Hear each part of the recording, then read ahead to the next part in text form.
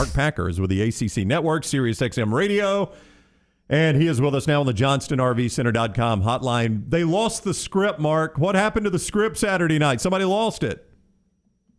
I'll tell you what, it was crazy. The scene, 2 hours before tip-off was nuts. Typical Cameron Indoor going bonkers. And I said today when we were doing our Packer and Durham show on ACC Network, I'm not sure I've ever been to a sporting event where I've seen the emotion of what it felt like before and during, and then walking out of the place. Nobody left because obviously they're going to have the ceremony with Coach K afterwards, and you would have thought somebody died. I mean, it was just people were in tears and in shock. They just couldn't believe that, heaven forbid, on K's last night at Cameron, you're not supposed to lose the game, much less to who they lost to.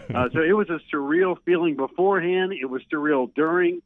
Typical North Carolina Duke games, which are unbelievable series, unbelievable rivalry. But that was exactly the one thing nobody talked about, I thought, around the country last week while the build-up to Coach K and what he's accomplished and everything else.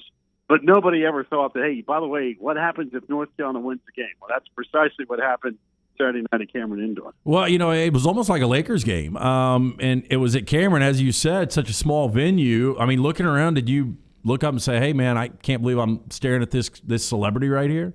It was cool. We had a chance we were doing the game on the alternate broadcast on the ACC Network, and coming out of breaks, we're talking to Terrell Owens, and, he's down there with his bag of popcorns and the Sharpie. He said, man, I was going to pay for these great seats, and here's Dirk Nowitzki. We're talking to him. Obviously, he had all the brotherhood, if you will, back from Coach K, all the great players, and 96 of them showed up. And, Scott Van Pelt's down there cutting up with us, thinking about, hey, I thought about wearing a Gary Williams Maryland jersey, then thought better of it going to Cameron. So you're right. I mean, Jerry Seinfeld's there. We had actors. It was just, like I said, it was a surreal setting, and it's already a cozy joint to begin with. There's only 9,314 seats, and there probably had 11,000 people jammed in that place that just wanted to be in the building to see this coronation of Coach K and this great run.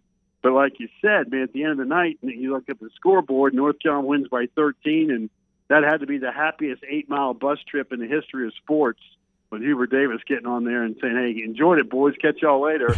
And Duke fans today are still wondering how in the world did that happen. But they did it. They pulled it off. The Pac-Man, Mark Packer, is with us, Sirius XM and the ACC Network on the JohnstonRVCenter.com hotline. I've talked to players who played in Paul Bryant's last game, that Liberty Bowl game, and they knew that was his last game, and they talked about the nerves and how they were doing things that they never thought they would do in a game, mistakes they were making because mentally it was just so much. Obviously, some of that was happening to the Duke players, but there's more games left now. Do you think that pressure carries over into the NCAA tournament for this Duke team, or do you think Saturday night helps them put that behind them to where they don't have to think about this in the games that really matter in the big dance coming up? Well, I think moving forward now, we go into one-and-done mode, so it is different anyhow. I know Saturday night was just one of those unique nights. I mean, you knew it was coming. Every time Duke goes on the road, they're rock stars, and they get the treatment. Plus, it's Coach K's farewell tour. So they knew that. They knew what was coming down the pike. That, hey, eventually it was going to be a last game. But like you said, there's Adam Silver sitting over there. I mean, again, we go through the whole list of the who's who that were there. I thought Saturday night was just a kind of a one-off. It was just a special night, and I do think they felt the pressure early because, number one, it's a Duke-Carolina rivalry, and it's K's last game, and hey, you got 96 of the greatest players ever played for them are sitting there, guys that they watched growing up and going, hey, one of these days I'd like to play for Duke. Now you're playing in that game. So I don't think there's any doubt that they felt the pressure and the fact that when North Carolina decided to fight back, the first time they saw them in Chapel Hill, they ran North Carolina out of the joint. They're up 31-8 and put that thing in cruise control. Now all of a sudden, hey, that same team's got you on the ropes. And I thought the last 6 to 8 minutes of the game, when you could get a sense of, hey, they're not going away. Matter of fact, now they lead by 2, they lead by 4, they lead by 6. You could sense the crowd at Cameron. You could sense the players realizing, uh-oh, this wasn't in that script that you referred to 5 minutes ago. So I think it's a one-off. I think Duke will get motivated by it.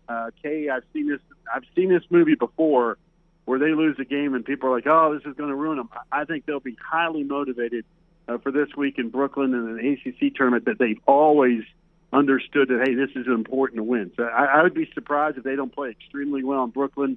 And they're certainly capable of going on a deep run in March. There's no doubt about that. Mark, even all the way over here in Birmingham, I know a handful of Carolina fans, several of them actually Carolina graduates. And I talked to a number of them after that game, the last 48 hours or so. They are unanimous in believing that was the single biggest regular season win in North Carolina basketball history. Oh, come on. No, the regular season. We had that debate this morning on television, and I don't know if it's number one, but I know this much. Every one of those North Carolina buddies you talk to, everyone that I know, and I grew up in this state, they will go to their graves. And whenever they get into an argument around the water cooler about Duke and Carolina, that game you saw Saturday night will be brought up on their behalf to remind the Duke fan of where you are in the pecking order. So if you want to put that number one, that's up for folks that, bleed Carolina blue, but it is on everybody's short list. And when you consider, they've had so many great games, but both of them have normally been ranked in the top 10, ranked in the top 5, certainly ranked in the top 25. That was an unranked North Carolina team winning at number 4 Duke in Cameron on K's last game. Now, you can go back to the history of the 257 games that they've played, and it is an incredible competitive rivalry. But prior to that game Saturday night, North Carolina was 1-11 against Duke as a double-digit underdog. They're now 2-11. So you could start making the case, I think, that game, given what was at stake for Duke, what they were celebrating on their turf, and you ruined the party, I think you could make the case it might be their greatest regular season win. And if it's not, I guarantee it's in the top 3. You mentioned Duke could be capable of making that deep March run, and that's pretty obvious. But when you look at the ACC as a conference as a whole, most people say 5 or 6 teams get in here into the NCAA tournament. Any other teams outside of Duke? Is Carolina maybe a team that could make a deep run? If they play like they did Saturday night, the answer is yes. But the problem is they haven't played like they have Saturday night. Maybe in snippets here or there. For the most part, every time they've had a big game, they've gotten run. I mean, whether it was Kentucky, out in Vegas where they got beat by 30-something, or Tennessee beat them up early. They've had games in the ACC where Wake Forest and Miami just absolutely kicked them all over the yard. Duke is the one team, I think if you'd say, hey, listen, everybody's going to play relatively up to their standard, Duke's the one team in the ACC this year that you could say, hey, you know what, if they get to New Orleans, okay, I'm not shocked. This has been a down year for ACC hoops, and I've been in this league for a long, long time. If they get 5 in the dance, I think they're kind of maximizing the number. I think even when you look at the seeds, Duke's going to probably be a 3 seed. Maybe they go to a 2, depending on things work out. But everybody else is going to be a 9, 10, or 11 seed. And for folks that grew up on ACC hoops, that's unheard of. You're always used to having a couple maybe 1s. You have some 2s, some 3s. You throw a couple 5s or 6s in there. That's not the case this year. And, again, doesn't mean that Notre Dame or North Carolina or Miami or somebody else that's going to get a bid can't win a couple games and maybe get to the second weekend. I think Duke is really the only legitimate team that you look at and you say, you know what, if they really play well, they'll be a tough out. If North Carolina can give you what they give you Saturday, well, they'll be a tough out too. But I've seen enough North Carolina games this year that they're just so wildly inconsistent. But if you get that group Saturday night, yeah, they can win some games. There's no doubt about that. All right, Pac-Man, I know you're like us. You talk football year-round. Clemson's already practicing. You got a little Clemson in you. Last year was 3 losses. We've lived it here with Alabama back in 2010, 3 losses, and everybody thinks the dynasty's over. What is the mindset of Dabo and that program after a 3-loss year?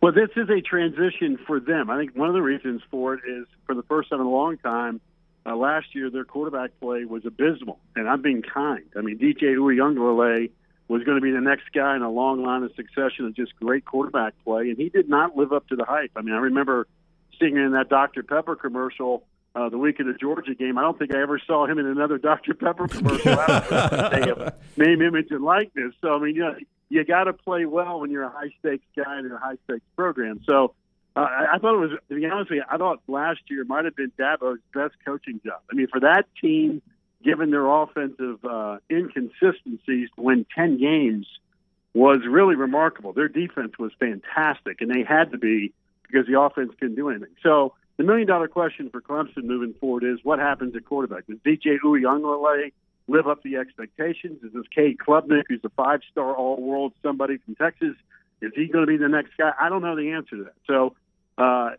defensively, they should be out of sight. They've got a lot of pieces back on the offensive side. If they get any kind of play at quarterback, they should be really, really good. But I do think the ACC will be better. I think you're going to hear a bunch of hype in the preseason regarding a team like NC State. Dave Doran's got everybody and their brother back. Obviously, what Mario's doing down in Miami with his staff, what they've got coming back. TVD is a terrific quarterback. The league should be terrific in the quarterback department. So is the league the SEC? No, but who is? But I do think there'll be some pieces in the conference at the very top that should be pretty good. And, who knows? You just never know with a season when it comes to college football. And again, it's funny. I heard you guys promo the fact you talk about Texas A&M spring game and stuff. I don't know about you guys because I know you're down in Birmingham, which is the heart and soul of college football.